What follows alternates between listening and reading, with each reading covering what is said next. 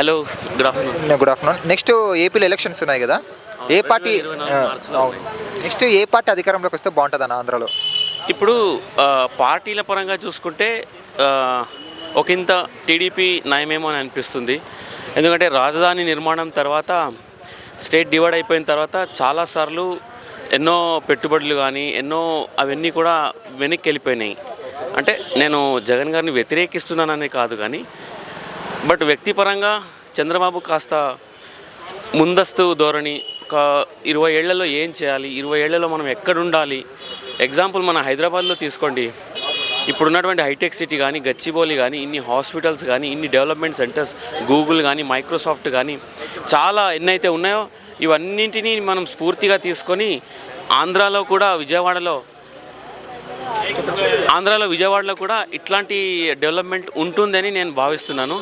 ఇంకోటి ఏంటంటే, ఇంత మంచి నాయకత్వం ఉన్నటువంటి, సమర్థవంతమైన నాయకత్వం ఉన్నటువంటి వ్యక్తి చంద్రబాబు గారు మళ్ళీ సీఎంగా వస్తే మళ్ళీ యువతకు ఉద్యోగ అవకాశాలు కానీ, అఫ్కోర్స్ అగ్రికల్చర్ గురించి తెలంగాణ ఉమ్మడి ఆంధ్రప్రదేశ్లో అగ్రికల్చర్ గురించి తర్వాత కొన్ని రంగాల్లో ఏదో మైనస్ పాయింట్ ఉంది అని కొంచెం విన్నాను. కానీ అఫ్కోర్స్ ఉండొచ్చు. ఒక రంగంలో ఎక్కువ అభివృద్ధి సాధించాలంటే యువత ముందుకు రావాలి. ఫస్ట్ యువతలోనే ఉద్యోగ అవకాశాలు కల్పించినప్పుడే దేశం యొక్క అభివృద్ధి అనేది యువత మీదనే ఆధారపడి ఉంది కదా. ఇప్పుడు వైసీపీ పాలనలో యువతకు ఉపాధి లేదంటారా? డెవలప్మెంట్ ఏం జరగలేదంటారా ఈ 4.5 ఇయర్లో? కానీ చాలినంత చాలట్లేదు. మనకు ఇప్పుడున్న జనాభా ఏంటి, మన పెట్టుబడులు ఏంటి, అంటే ఒక విజన్ ఉంటుంది. బట్ ఇప్పుడున్న జనాభాకు తగ్గట్టుగా పెట్టుబడులు కావచ్చు, ఉద్యోగ అవకాశాలు కావచ్చు, ఇవన్నీ కూడా ఇంకా హై లెవెల్లో భారీ స్థాయిలో దాన్ని అమలు చేసుకుంటే ఒక ఉద్యోగ అవకాశాలు అనేది పెరిగే అవకాశం ఉంటుందని నా ఉద్దేశం. దీంట్లో భాగంగా జగన్ గారు కూడా చేస్తున్నారు. కానీ ఎక్కడ లోపం వస్తుందనేది తను సరిచూసుకొని, అంటే ఇక్కడ ఒకటన్నా చంద్రబాబు నాయుడు, జగన్మోహన్ రెడ్డి గారు ఎదురున్నారు. జగన్మోహన్ రెడ్డి గారు రూరల్ మీద ఎక్కువ ఫోకస్ చేస్తున్నారు. అదే చంద్రబాబు నాయుడు గారు వస్తే అర్బన్ మీద ఎక్కువ ఫోకస్ చేస్తారు. కాబట్టి అర్బన్ అందరూ చూస్తున్నారు, కానీ రూరల్ డెవలప్మెంట్ ఎవరు పట్టించుకోవట్లేదు అంటున్నారు. కానీ ఇక్కడ జగన్మోహన్ రెడ్డి గారు రూరల్ మీద ఎక్కువ ఫోకస్ చేస్తున్నారు అంటున్నారు. దాని గురించి ఏమంటారు? అంటే రూరల్ డెవలప్మెంట్ అనేది ఉంటుంది, ఖచ్చితంగా దాని మీద కూడా ఫోకస్ చేయాల్సిందే. 70% మన India is a backbone of అగ్రికల్చరే మనకు బ్యాక్ బోన్. బట్ దాంతోపాటు ఇప్పుడు అగ్రికల్చర్ ఎవరు చేస్తున్నారండి? ప్రజెంట్ ఇప్పుడు ఎవరు చేస్తున్నారు? అంతా అర్బనైజేషన్ అవుతుంది, పట్టణీకరణ, ప్రపంచీకరణ వైపు మనము పరుగులు పెడుతున్నాం. కాబట్టి ఇప్పుడు మనం అమీర్పేటలో ఉన్నాము, అమీర్పేట టు అమెరికా వెళ్తున్నాం మనం ఐటీ విభాగంలో. అంటే స్పెషల్లీ యువతకు చెప్తున్నాను నేను. అఫ్కోర్స్ వ్యవసాయ రంగంలో ఇద్దరూ బాగానే చేస్తున్నారు, కానీ పర్టికులర్లీ ప్రపంచీకరణ కావచ్చు, ఒక దేశము ఇంకొక దేశం, అంటే హైదరాబాదు ఎక్కడో మన హైదరాబాదు, ఎక్కడో అమెరికా, ఎక్కడో బిల్ క్లింటను, ఎక్కడో జార్జ్ బుష్ నుంచి అక్కడ అపాయింట్మెంట్ తీసుకొని ఇక్కడ వరకు తీసుకుని వచ్చి మన డెవలప్మెంట్ చూపించి పెట్టుబడులను అభివృద్ధి చేసే విధంగా చంద్రబాబు గారు దాన్ని, అంటే జగన్ గారు కూడా చేస్తే జగన్ గారికి కూడా మేము క్లాస్ చెప్తాం, లేదనడానికి లేదు. కానీ దాని విధంగా నిజంగా చెప్పాలంటే ఆర్థిక సంఘం, ఫైనాన్షియల్ కమిషన్ ఏదైతే ఉందో దాంట్లో అడ్వైజర్గా చంద్రబాబు గారి యొక్క సలహాలు ఇప్పటికీ కూడా తీసుకుంటున్నారు. లైక్ సమ్ బ్యాక్ ఎండ్ సలహాలు కూడా తీసుకుంటున్నారు ఇప్పటికీ కూడా. సో ఫైనాన్షియల్ విభాగంలో చంద్రబాబు గారు పిఎం అయినా కూడా ఆశ్చర్యం లేదు, అప్పట్లోనే అయ్యేవాడు. కానీ కొంచెం మళ్ళీ మన స్టేట్కే మనం చేయాలి. సెంట్రల్కి వెళ్తే మళ్ళీ ఇక్కడ సరైన నాయకత్వం ఉంటుందో లేదో, సరైన నాయకుడు పుడతాడో లేదో, సరైన సమర్థవంతమైన నాయకత్వం ఉంటుందో లేదో అనే ఉద్దేశంతో చంద్రబాబు గారు మళ్ళీ ఆ విధంగా పర్సనల్ స్టెప్ తీసుకున్నారనేమని నా ఉద్దేశం. అది ఇన్కేస్ చంద్రబాబు నాయుడు గారు అంటే ఆయన గెలుస్తారనే నమ్మకం ఉన్నప్పుడు సింగిల్గా పోటీ చేయొచ్చు కదా. పవన్ కళ్యాణ్ గారితో పొత్తు పెట్టుకోవడం ఎందుకంటారు? అలయన్స్ అవసరం అంటారా జనసేనతో? చిన్న ఉదాహరణ, ఒక మనిషికి ఎడమ చేయి మాత్రమే మనం ఏమీ చేయలేం, కుడి చేయి కూడా చేయి కలిస్తేనే కాస్త ఇప్పుడున్న పరిస్థితులకు అనుగుణంగా ఇప్పుడున్న మిశ్ర పార్టీ అంటాం చూసిన గఠబంధన్ మిశ్ర పార్టీ వ్యవస్థ ఏదైతే ఇంట్రడ్యూస్ చేశారో దీంట్లో భాగంగానే ఒక హెల్పింగ్ హ్యాండ్గా తీసుకుంటుండొచ్చు. కానీ మొత్తానికే దీని మీద అని కాకుండా పార్టీలో మళ్ళీ ఇప్పుడు ఎన్డీఏ గవర్నమెంట్లో టీడీపీ ఉండింది వాజ్పేయి పీరియడ్లో. అప్పుడు ఏదైనా రిమార్క్ వచ్చిందా సార్? అప్పుడు మన ఎర్రన్నాయుడు గారు కానీ, వెంకయ్యనాయుడు గారు కానీ, వీళ్ళంతా కూడా టీడీపీ యొక్క నాయకత్వంలో సెంట్రల్ మినిస్టర్గా పనిచేశారు. వెంకయ్యనాయుడు గారు కానీ అర్బన్ మినిస్టర్గా ఉండింది సెంట్రల్లో.